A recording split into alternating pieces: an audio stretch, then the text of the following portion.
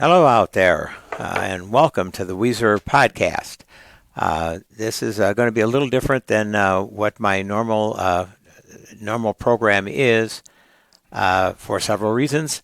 One, Jim can't make it today. He's a busy guy running a radio station and down in Indianapolis working on that. And also because I have a guest today who I will introduce to you shortly. And we're going to have a bit of a discussion, as he and I were talking about earlier. And it's, by the way, Mike Andrade, state representative from the state of Indiana, from Lake County, Indiana. And as we were talking, we had a plan to spend a lengthy show on redistricting because it's such a critical issue, not just here in our state in Indiana, but throughout the entire country. But one of the reasons it's so critical here is because it would appear that a person being targeted, a congressman being targeted, is our congressman from Northwest Indiana, Frank Mervan. So that brings it home to us, but it applies to everybody. So that is what hopefully will be the main focus. But the third thing that I was going to mention is the tragic event that occurred yesterday at Utah State when the conservative influencer Charlie Kirk was tragically murdered in an attack, and another example of the out of control political violence we're experiencing in this country right now. So I want to spend a minute or two on that, and I'm going to ask Mike to join in too, because I know Mike has a great focus on a lot of issues as a state representative, but he also has a wide range of interests and a wide range of understanding of the political landscape of our country. And I know he'll have some very relevant comments relative to that. But let me just start out. I was thinking about this last night because it wasn't obviously something I was thinking about prior to that for the show today. And by the way, we're broadcasting from Northwest Indiana at our favorite and well-known local radio station, WJOB. We're broadcasting out of their studio, and this broadcast is being done on Thursday, September 11th, which has its own significance, as we all know, which ties into all of this, unfortunately. But I was thinking last night, everybody's, and rightfully so, concerned about the spread of political violence and the inability to somehow address it directly, attempt to control it directly, to do something about it. And I thought back to my junior year in college, which was a long time ago, folks. Mike Andrade wasn't even a twinkle in his father's eye when I was a junior in college. But I went to school at John Carroll University in Cleveland, and I experienced in my junior year, which was 1968, in very rapid succession, the assassination of Martin Luther King and the assassination of RFK, Robert Kennedy, within 2 months of each other. And that was during the Vietnam War. That was at the height of the protests to the Vietnam War. There was an unbelievable amount of chaos in the country. There was quite a bit of political violence in the country.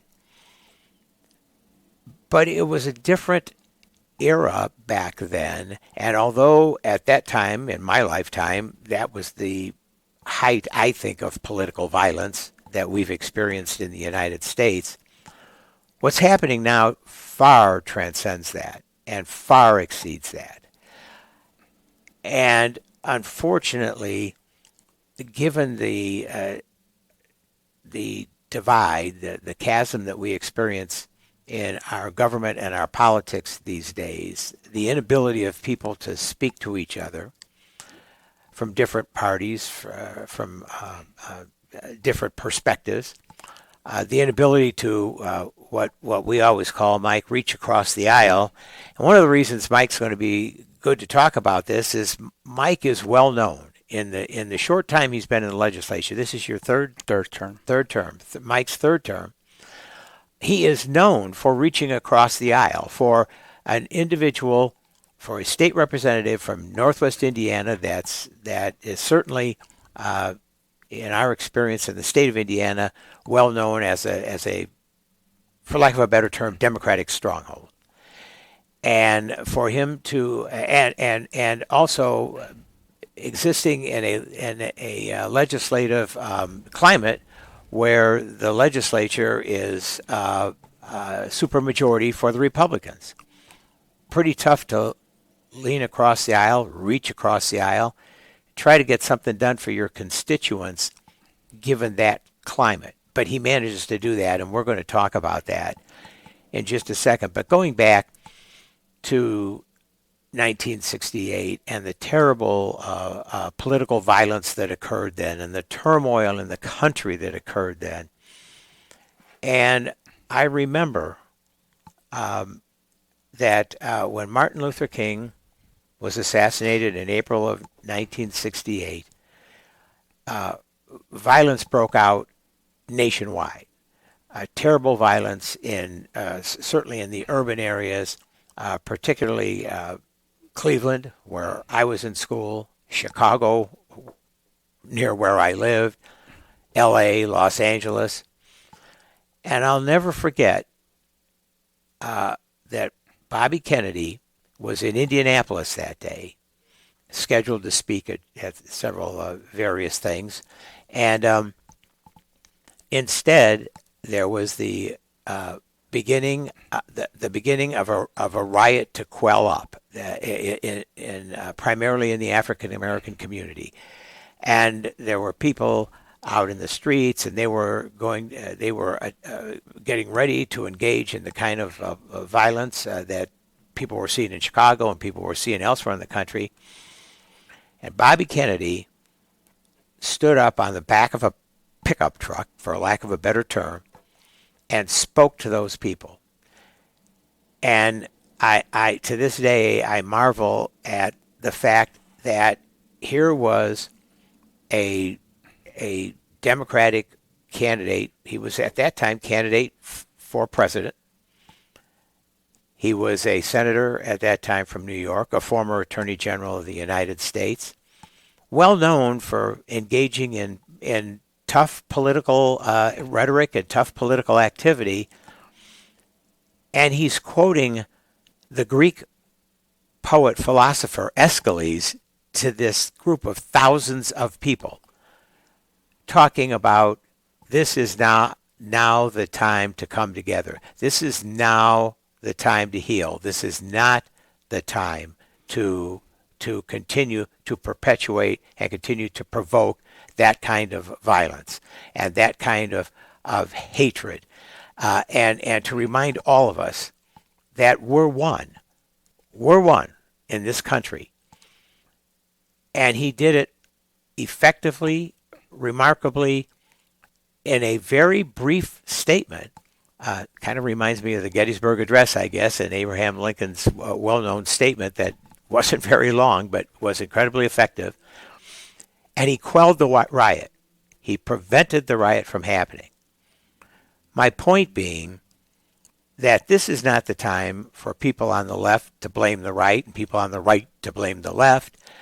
The time is for those in leadership roles, those in roles that can influence the direction of our politics and our discourse in this country, to step up and say, we need to heal. We need to resolve this. We need a plan, a program to prevent or curb or limit the political violence that has occurred in this country over the last 18 months to 2 years, and even before that. Uh, Probably back to when Steve Scalise, the Republican congressman, was shot in a baseball game, a pickup baseball game in D.C. back in 2017 or 18, and it's followed on through to so many that it's just not even worth addressing the litany of it, because that's not the issue. As I see it, and as I look at it, we need to curb political violence, and our leaders, from our president on down, have to step up and stop blaming or don't blame one side or the other side, or one political philosophy versus another, to step up and say, this has got to stop, and this is what we need to do, and this is how we need to work it out. And the other thing is, we have to address the issue of guns. We just simply have to. It's a common denominator. It's the common denominator in all of this horrible political violence that we see. And on that hand, and on the other hand, while this happened yesterday, another school shooting in Colorado. Folks, this has got to be addressed, and it needs to be addressed. And I will at a podcast in the very near future focus on the issue of guns and gun violence, and I'm happy to squarely address the Second Amendment, which, in my opinion, has been terribly distorted by a Supreme Court ruling a number of years ago that has been taken advantage of. And my final comment on that, and we're going to get to what we want to talk about. I'd like Mike to comment on this first, and then we'll get to the question of redistricting and gerrymandering.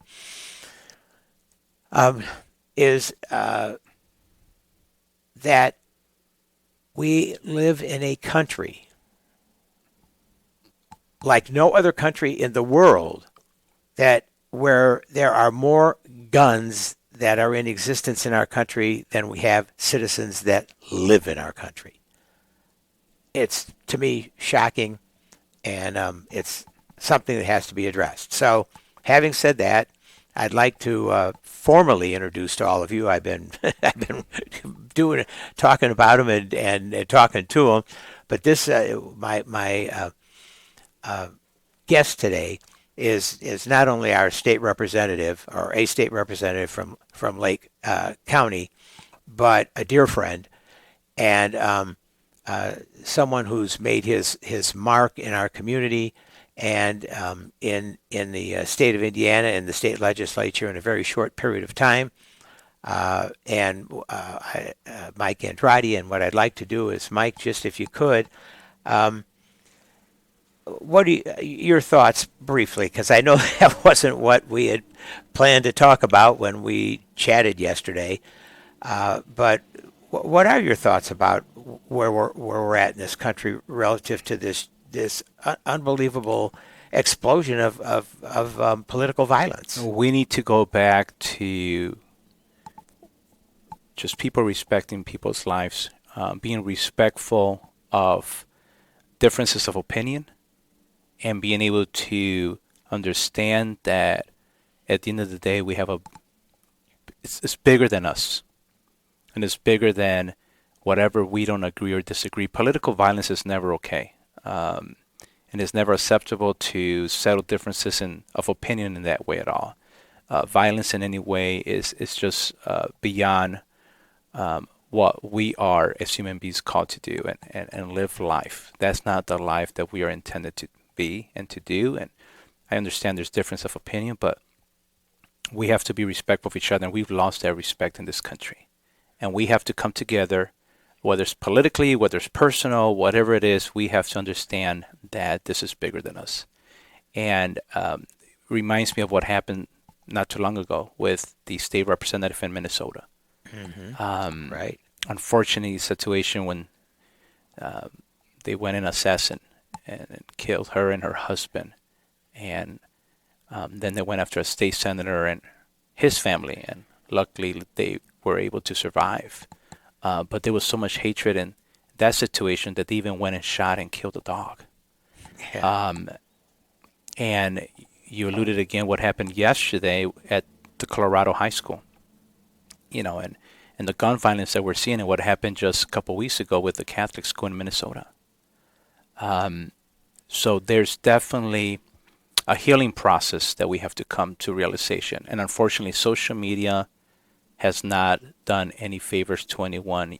As soon as something happens, people go on social media and start giving their opinion. And before even the facts come out, before everything comes out, right? Right now, with what happened to Charlie Kirk, if you look at social media platforms, they're attacking the Democrats, they're attacking us, they're attacking the left, and without any other information. They haven't even caught, or unless they did, as far as I heard, that they haven't found yet who committed this crime. Yeah, so far, there's been nobody that's been arrested and charged with anything. No, and there's all these assumptions out there on social media that is creating more division, more being divisive between us instead of helping heal. So anyone who's listening, my humble opinion is let's not jump into conclusions until all the facts are out there and see what happens. But at the same token, we can make a difference. It starts with us, the people. And we need to start healing, and we need to start creating a positive message and not create hatred and division and divisiveness. And you could agree to disagree with someone. And that's something that I've done. You mentioned that earlier. Being in the General Assembly as a Democrat, being the super, super minority in this state, I have gone across, I have taken initiative, I have just had a strong willpower of go out of my way to build relationships across the aisle with my Republican colleagues, because that's the only way I'm going to get anything done in this state. Do I agree with their policies? A lot of the times, no. A couple of policies could be good for everyone, and so we work and we collaborate on the policies and issues that we could find common ground, and that's what I've been focusing on. And I think we need to do this more as a country, where we start focusing more on the needs of the people, and stop focusing on the 1, 2, 3 things that we might not agree with each other. Yeah. And we need to start working from the federal down on stronger gun policies. We have to. So much crime, so much violence is happening because people are being able to grab these handguns with no restrictions. There's really nothing holding them back. Anyone now can grab a gun and just go out there and shoot someone. And we have to work on stronger policies. While respecting the Second Amendment, I understand people say, my Second Amendment, I understand that. But at the same token, how many more people got to die, and children, for us to realize that enough is enough? Yeah, I mean, Mike, you're so right. I want to just say one final thing about that that struck me, and you reminded me when you talked about the shooting in the church in Minnesota. Saw a young 10-year-old boy interviewed, and this is so foreign to me. 10-year-old boy interviewed who had a classmate who covered him. And the classmate got shot. Fortunately, is healing and is recovering. And they said, "Well, what did you do?" Well, he said, "This is what we did. We went under the pews. We went down. What he said was, well, we were so surprised because we have shooting drills all the time." Wow. I mean, think about this. In the United States of America in 2025, and the kids in schools have to have shooting drills, meaning we get trained and we get told what we have to do when there's an active shooter or active shooting in our in our school and where we get educated. And he said, but we never trained in a church. Wow. Oh my God. What a statement. What a I don't even know, what an indictment of where we are at this country when a 10-year-old says, geez, if we could have just trained in the church in a place of worship, Yes. saying prayers, and thoughts and prayers are fine. Don't need to hear that anymore. We need action and we need something done, and that's what I have to say. But let's go ahead and let's talk about redistricting and Sure. gerrymandering, because we are facing that nationally. We're facing an attempt at a power grab and an attempt to take away, in my opinion, the influence and the power of the people, and put it in the hands of a few people and a political party. I'd appreciate your comments on it, and especially as it's impacting us, or as an example, let me put it that way, Yeah. of what's going on with gerrymandering and redistricting, considering what's happening right here in the first district in Indiana. And thank you, Jim. Recently I was interviewed by ABC 7 Chicago about redistricting. Um, there's so much we could talk about this, but I first want to say that on October the 4th, not November, October the 4th, Saturday, October the 4th, at 11 a.m., I'm having a redistricting town hall. I truly believe my constituency and the people in Northwest Indiana have to understand what's going on and how important this redistricting process is, and the ripple effect that it will create for us, the uneven representation. So Saturday, October the 4th at 11 a.m., Labor's 41, with our good friend Kevin Roach in Munster. We're going to be having the town hall there at their hall. Joining me is going to be Representative Jackson and Harris, and guest speaker, Representative Ed Delaney from Indianapolis, to speak about this. But the Republicans in the state are bowing down to President Trump. Let's just call it how it is. President Trump has come down and says, I need seats. They're losing ground because of the big ugly bill that I call instead of the big beautiful bill. And Congress, does not want to play fair when it comes to the process. So they're trying to gerrymander this Republican state so they could be able to get more seats. That's how it is, because they know in the midterm election they're going to lose. So they're trying to cheat in the middle of a halftime game, because they know their law to give tax breaks to billionaires, strip health care from Hoosiers, and make our kids go hungry is unpopular. And let me just really quick, Mike, and I want you to get back to that. But for the people that may not know, we have 9 congressmen, correct? 9 congressmen. How many are Republican 7. already? 7. Governor, I think it's Republican, right? Yes. Yes. Secretary of State, Yes. Republican. Attorney General, Republican. Lieutenant, supermajorities. But yet, because of the demands from the White House, they want to steal a seat, right? Literally steal the seat, because if we look at numbers, in 2024, last year election, we had over 1,163,603 Democrats that voted against Donald Trump. Nearly 40%, 39.62% of our Hoosiers said, we want to vote with the Democrat policies. We want to vote with Democrats who represent our values. Almost 40% of that. So when you redistrict and gerrymander the seats, you're literally taking the voice from our Hoosiers away and taking their fair representation and giving it to the people in power. And that should be a big concern. That's not democracy. That's not who we are. You're taking the voice from the people for them to decide who we vote for, and giving it to the people in power for them to have more power. Right. So for them to take away the right of and the effect and the impact of every citizen's vote. And I'm going to take it a step further. Not only are we taking the voice away from the people, but we're also hurting the communities in the black and brown communities, because they don't have fair representation.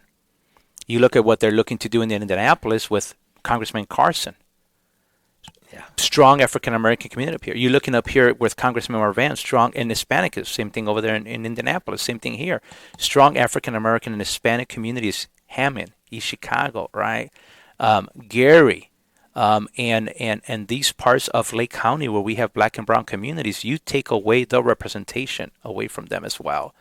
And coming up here to Lake County, we have a history of working families in our region, and they are the party that are against blue collar workers and have made Indiana a right to work state, hurting our unions, the Republicans. So taking representation away from our working families, Congressman Marvan has done a phenomenal job representing the region in District 1. But in addition, he's been doing a great job representing our working families and our strong unions. And that's taken away the voice from our unions. And that's something that is going to create a ripple effect. You see how much work and how much infrastructure dollars the Congress has brought to the region, which creates jobs. The Westlake Corridor that we're doing, the expansion that I just went and visited a couple weeks ago. What we have going on in Gary at the steel mills, what we have going on here with the infrastructure that we're upgrading all the time. I know people complain about our roads and bridges, but you see the infrastructure. As I was driving down Route 41, Yeah, me too. and in that was actually dollars that I work on the state level to work on infrastructure for our communities. So we are working on building our infrastructure and creating jobs.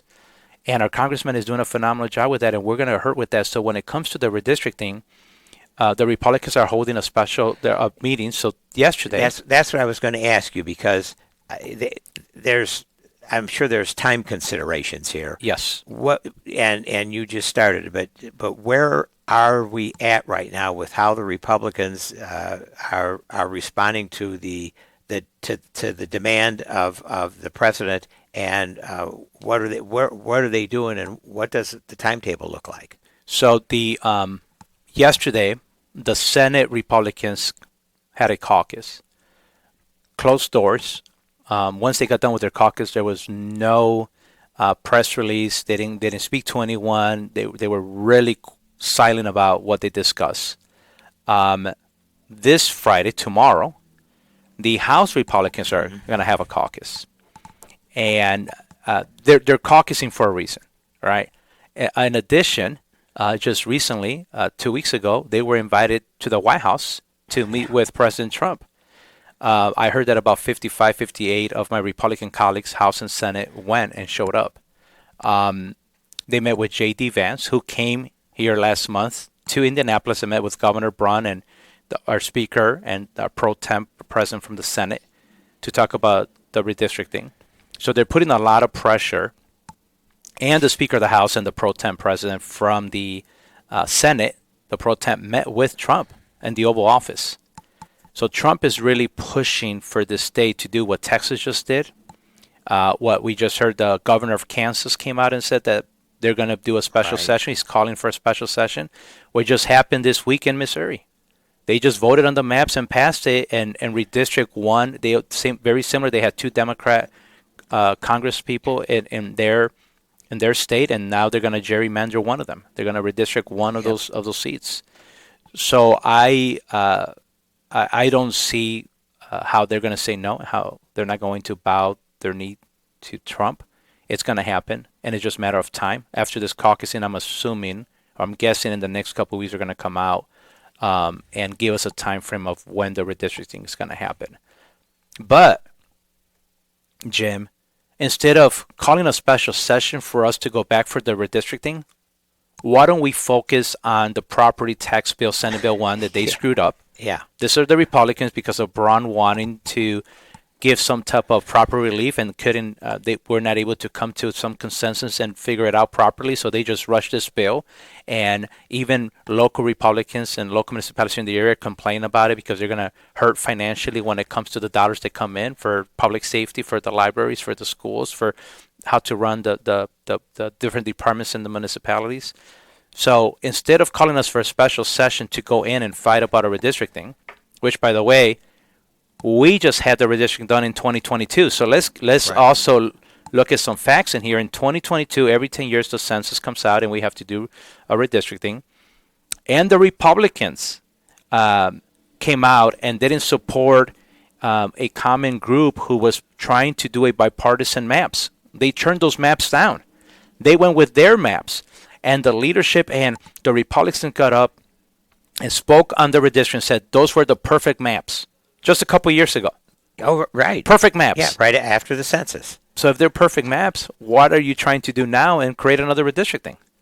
Because there's no reason for redistricting, and no one that I know in my constituency has reached out to me and said, Representative Andrade, we want redistricting. You know what they're calling about, Jim? They're calling about their high utility bills, how NIPSCO just raised their rate again. They're calling about the Senate Bill 1. Um, they're calling about Medicaid and how they're on a waiting list and how the dollars that were supposed to come from the federal to the state, that they made some shortcuts to Medicaid and Medicare. They're talking about how we could continue to fund child care and pre-K. They're talking about how they don't want our roads to be towed. Those are the issues that our constituents are bringing to us, and if we're going to have a special session, which, by the way, is going to cost us about $250,000, taxpayer dollars, Right. the party of being fiscal conservative and being responsible for the dollars, they don't really care, right? Because the governor did a helipad in his mansion, in his house, and he's flying through a helicopter and spending our taxpayer dollars and not properly funding us. And at the same token, now they want to do a redistricting. It's going to cost us $250,000. It's so sad. I don't know what other word to use to describe what is taking place, because the bottom line is it's a strictly and exclusively a power grab to take the right and to take the ability to of each and every citizen to have their vote count, Yes. and their vote count as it should count.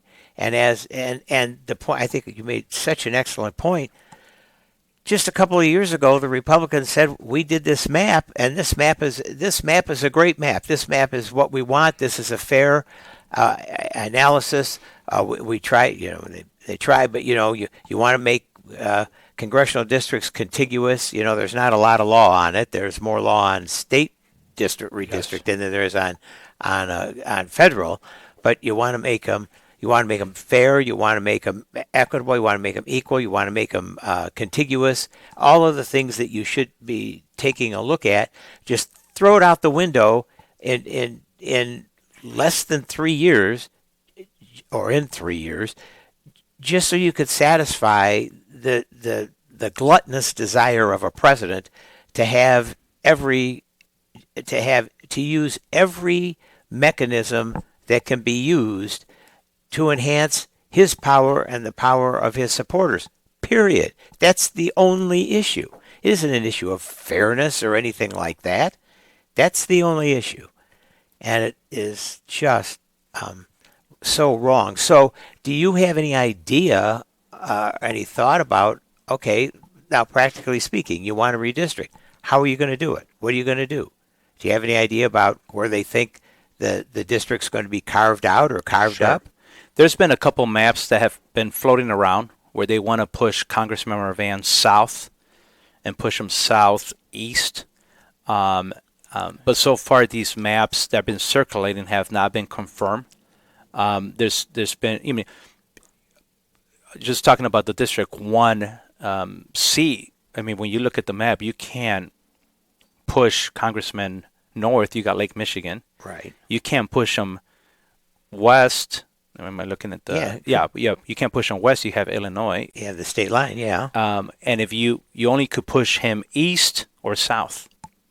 That's the only areas that you could push him, where it's more rural areas and more Republican areas, or just rural areas where they feel that they could try to push him away from his district. And those are the maps that have been out there. There's, like I said, there's nothing concrete that have been given to us or share around besides just what people have been posting out there on social media. But that's what could happen to our congressman, where they could just push him straight south or straight east, or southeast as well. They could do both. And he'll be representing areas in Jasper, Newton, Yeah, for folks that aren't familiar with Indiana or Northwest Indiana, the counties like Jasper and Newton that Mike is referring to are rural areas that tend to be more conservative, that go beyond what the almost the homogeneity of what this district currently is, and then obviously takes dilutes the power of the people to do that. Oh, you're showing me a Here's some map great picture. that is. Okay. Here's Yeah, some there it map is. that they're pushing. Yeah. So these are the areas they're looking to get. This is just a map that's been circulating out there on social media. Mike does this to me because he knows I'm colorblind and I can't tell one district from the other by the colors. That's for sure. But I get it. I could see. Yeah, look at that. Well,